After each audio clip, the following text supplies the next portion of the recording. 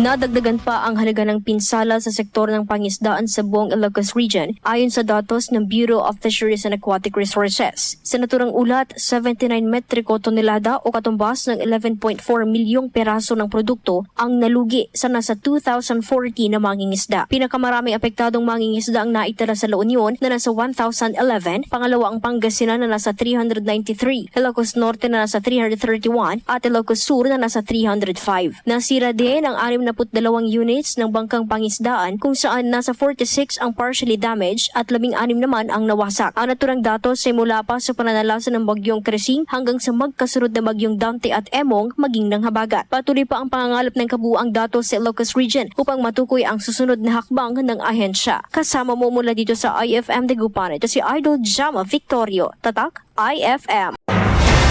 IFM News. IFM News. IFM News.